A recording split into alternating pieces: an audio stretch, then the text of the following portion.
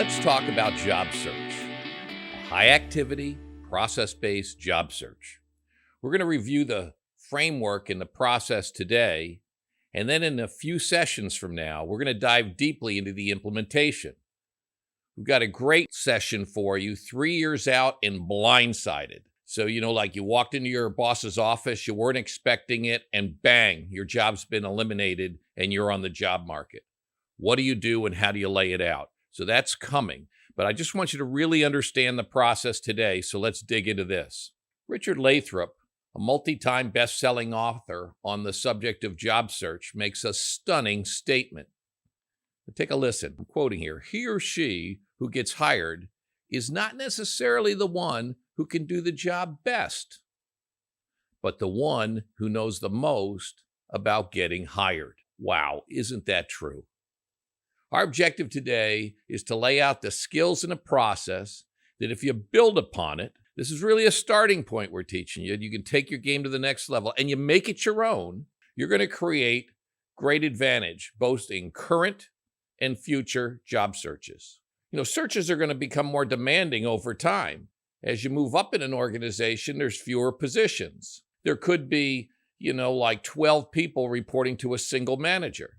And there's a group of those managers, and maybe 8 of those report into another manager. So you can see as you go up an organization, there are fewer positions. And at times, the job market is tougher than others. But being great at job search itself will serve you well, no matter what conditions you're searching under. So now is a great time to establish and sharpen your search skills.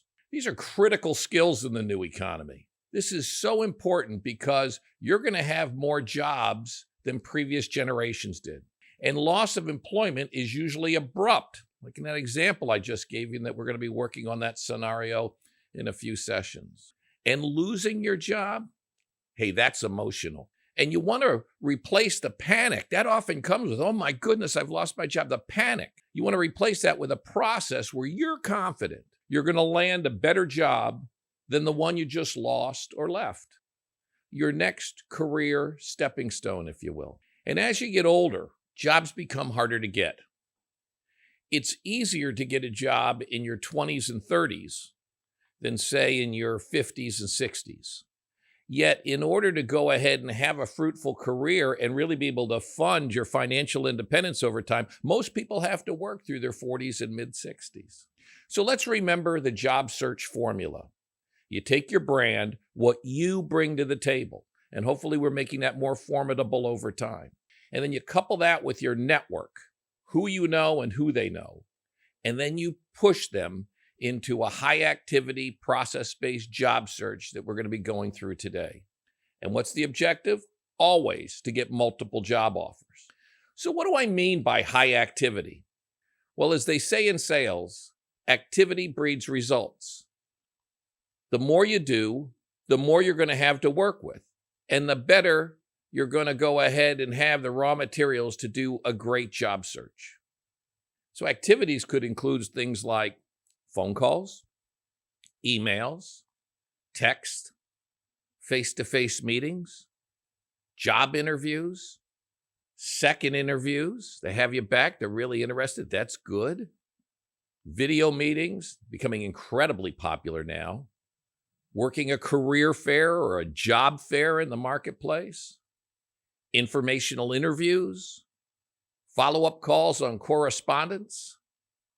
All of this it's activity and it's progress in a job search rather than just putting in an application and it goes in the proverbial black hole and you're waiting to hear back. At the end of every week, you're going to know your level of progress. You're going to review. You can look at your calendar, or you might have a tracker and keep track of your activity. And then you're going to know, should I crank it up? Am I doing enough? Did I waste part of this week? Or you can seek help because there's some skills you want to fortify, or maybe you pat yourself on the back for a job well done. And there's usually a delay effect between activity and getting to a job offer. So you got to keep the activity robust. So results are often slow in a search. Doing and reviewing great activity keeps you motivated. And idle time screws with your mind. So stay busy. A great illustration about job search activity is a model that was developed by Andy Chan and Stuart Mees of Wake Forest University. Wake Forest is a leader in personal and career development. It's led by Andy Chan, who's the vice president for innovation and career development. He's a thought leader in the space, and many see him, and I do, as a real disruptive force, wants to try new things, want to go ahead and really stay out in front. And so he's very notable in the campus to career space. I'm a big fan of his work. And Stuart Mees is on his team, and he's the executive director for employer relations. So he's talking to companies, he's talking to students, and he's lining them up. So he's an expert and a great vantage point on this area as well.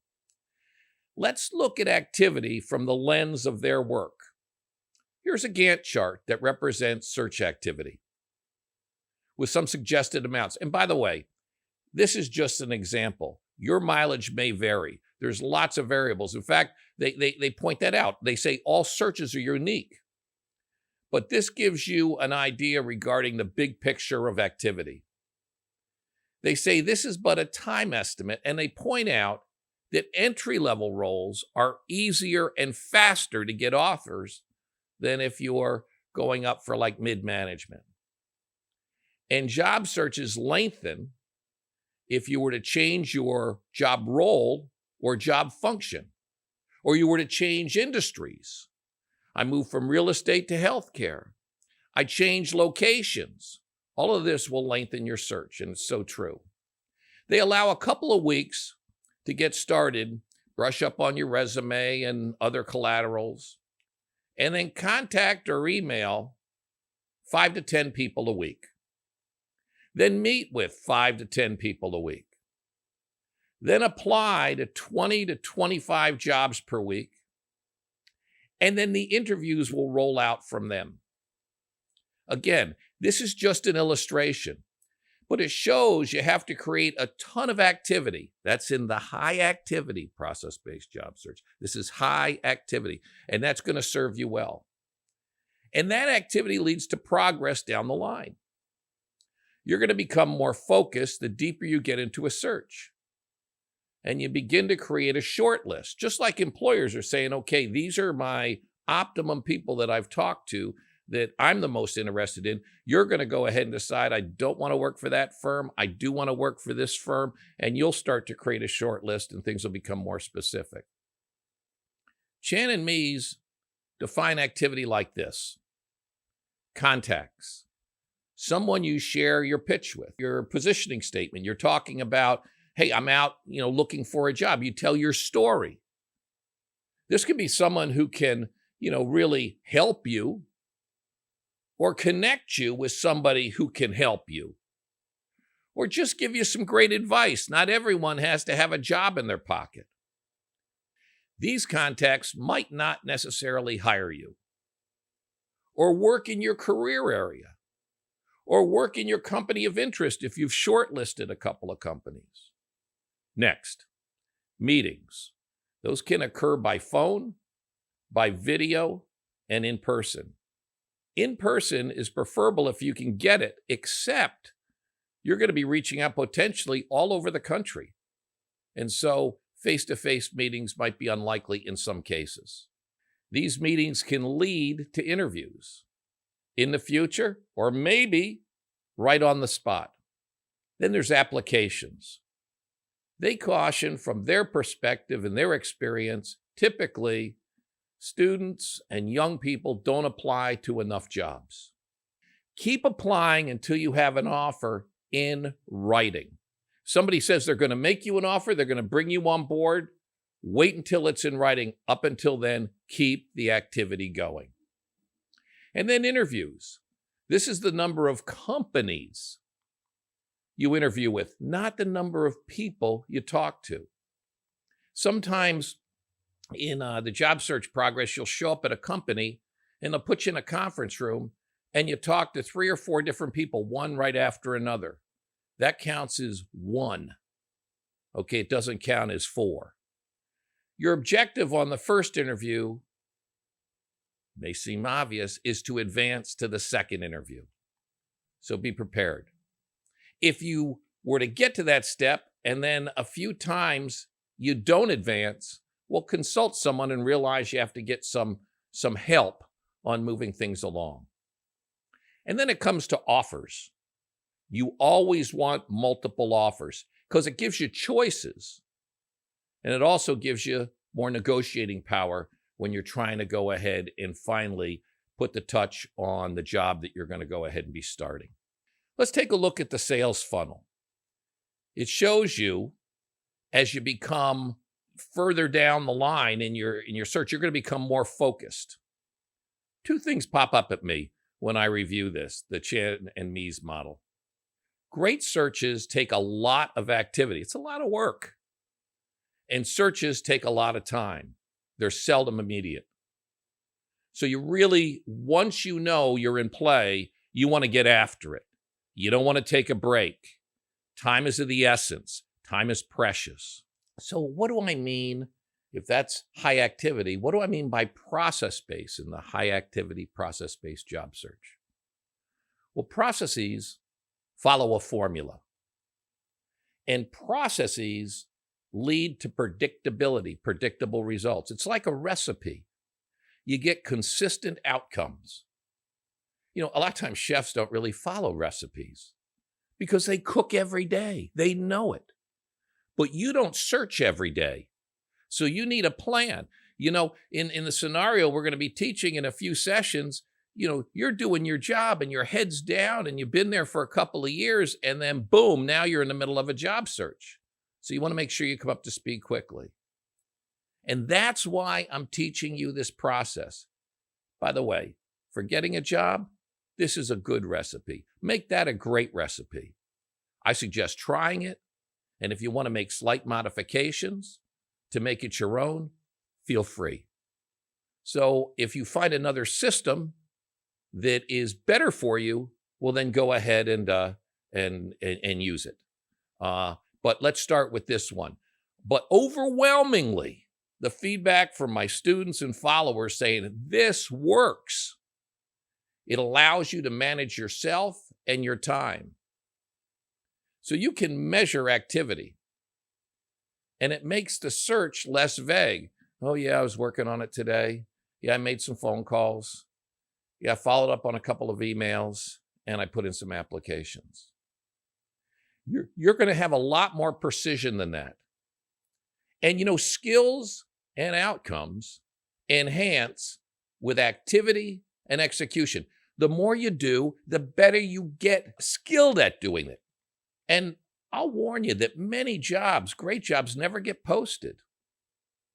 You know, they're coming down the line, and so it's not on their website, and it has been announced, but by you getting your foot in the door and talking to people, you can be knowledgeable of that before the rest of the world is.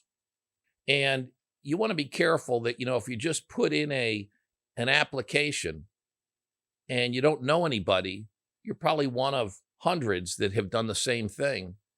And that's where we get this expression, it goes in the black hole and no one ever, you know, calls me back. So you want to get to live dialogue. And for that, you want to use your network. In the next session, informational interviews, we're going to introduce how to leverage your network to gain access and advantage. So if you were to submit an application and then you made contact with someone who already works in the organization and you impressed them, and that person could give it a push. Maybe he or she knows the hiring manager and they got a copy of your resume in hand. You've already sent it in and they put on the desk, say, I talked to this person. This is great. Now that's formidable. That's an advantage that the other 100 people that might have put an application in doesn't have. It's because you were on top of your game. We're going to show you how to do that. And then you want to document. You want to put your material in one place. You know, you want to remember to follow up. You want to remember next actions. And you're going to dive into keeping organized in just a moment. But follow-up, immediate follow-up, and pinging back periodically, that's really important. You want to stay on their radar screen. This can be a pivotal moment in the job search, the follow-up. And juggling between multiple opportunities, they're all different. Some of them are at different stages. You might have had some folks that you're tracking that you just started the dialogue or you started to contact them earlier this week. And other ones, you might have had an interview 6 or 8 weeks ago. So they're at different stages. It's hard to juggle that in your head. And if it's all over the map and your information's in different places, it's tough. So that's why we talk about Job Search Radar to keep it all organized. So this all can get way out of hand without great organization. And being organized helps you to self-manage, and no one's going to manage your search but you. So you want to be on top of your game. So you can have blocks of time that you put onto your calendar. Like example be searching for target companies, working with your network. And then let's talk about research. Okay, you've got all this activity, but you want to be formidable when you're talking to them. So research for an upcoming call. That's good activity. Or, interview. And, maybe you found the opportunity in a career fair, but, you're getting ready to do your first interview. You really want to be on top of your game. Follow up consistently and professionally. That's going to help you advance your candidacy. Launching a great search is a full-time job, so don't dabble in it. This is a high priority, so be driven. So I said you needed one central document to do this versus information scattered a little in your phone, a little on your laptop, a little on some hand notes that you took in a meeting, a little in your head. You want it all in one place, and you don't want it scattered. This is a lot to keep track of, and it's easy to drop a ball. And you know what drop balls do? They can result in blown opportunities. Any live, non-dialogue items, I call that administrivia. This is the cleanup work you're going to do. You say, I may want to rework that cover letter. I may want to go ahead and work on my LinkedIn profile. I call that administrivia. That is, or that can be and should be pushed out of prime communications hours, 9 to 5. So Job Search Radar is a simple spreadsheet with triggers. And what the triggers do, it reminds you of different candidates and different companies that you want to go ahead and connect with. As companies, contacts that can advance your job search. Everything is in one place. Feel free to adjust and customize. Often, this document too is going to become a starting point the next time you search because you've got your best contacts all in one place, so you can update from there. You want to go ahead and develop knowledge, strategy, and prioritization. And again, this tool can help with that. And assure follow-up, and by all means, don't fail to follow up. If you had a phone meeting, that's just like if you were in their office having a live interview. You want to show how interested you are. And with a robust search, there's a lot of moving pieces. So let's go through a few of these triggers. Jobs in play.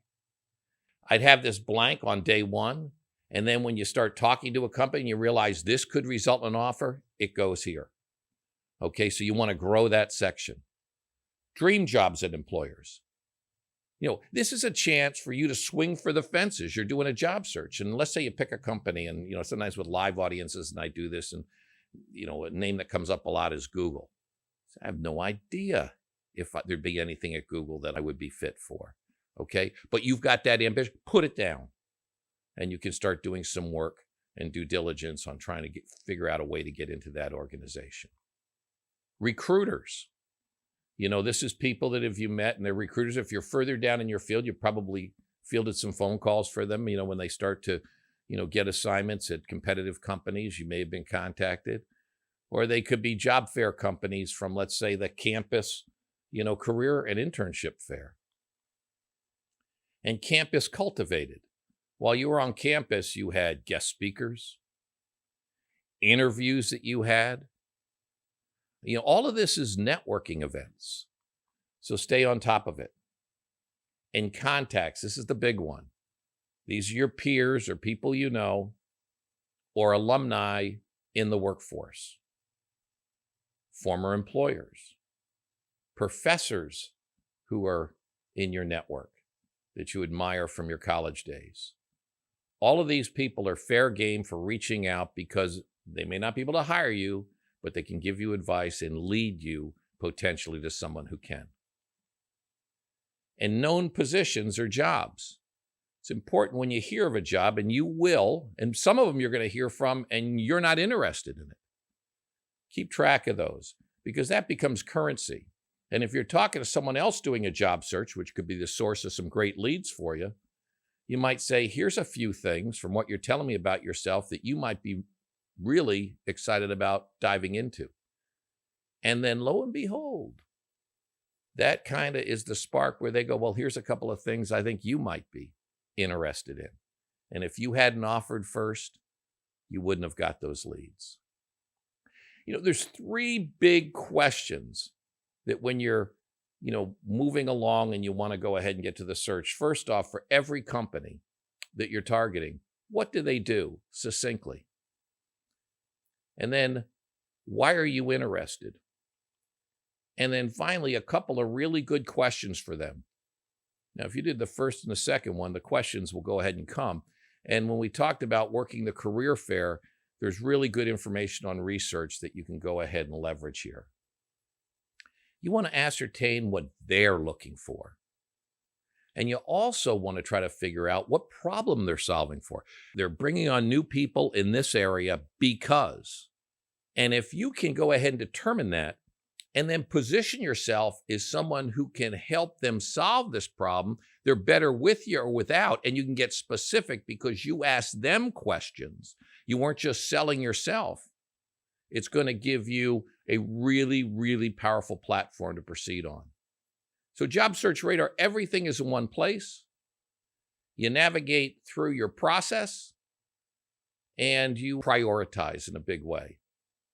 So to populate, go through your contacts.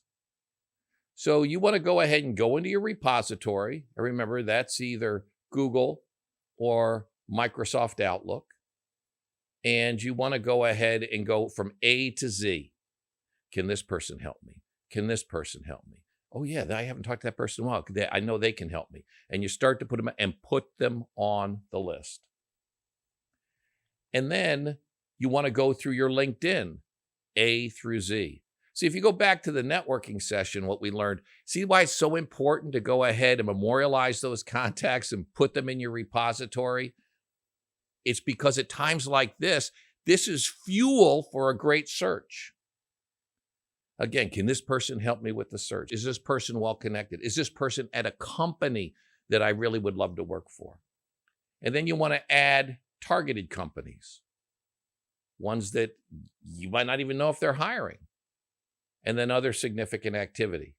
So you're going to hit all of your contacts and you try to get them live and you want to run your purpose statement by them. I mean, why are you doing a job search?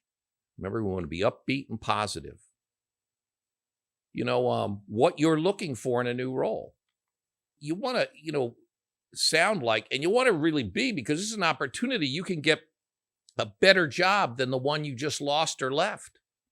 So you want to be really excited about the moment you're at and optimistic that you're going to get what you're looking for. And you might ask them a question. If you were searching now, how would you approach it? And they might say, well, you know something? This sector over here is really exciting. Or this school district is expanding and it's really exciting. And, this healthcare system is growing like crazy. And I think it's a good time to get on board. People in the industry know these things. Company research is incredibly important. And when you do engage or even prioritize, you got to be prepared. What we just talked about is too much work if you're going to go ahead and wing it. You've worked really hard to get in a position, so you really want to go ahead and be ready for the moment you're about to step into. and now you're ready to hunt. Get after it. Reach out from your contacts top to bottom. If you get to the bottom of the list, well, then just go back up to the top of the list and start again. And then you're giving people an update. Hey, I talked to you about 30 days ago or 3 weeks ago, and I told you I was on a job search. Boy, this is really exciting. I wanted to share with you some thoughts, what I got, and get your perspective on a couple of things. This is going to take some time. There's going to be highs and lows. Sometimes there's uncertainty, and that's really fueling the panic. Just keep plowing ahead, and staying busy will help you. Make it game-changing. You can do this. And you know something? If you're executing at this level, you're executing better than most other candidates. Then you're going to go ahead and win. Look forward to getting with you next time. Good luck for now.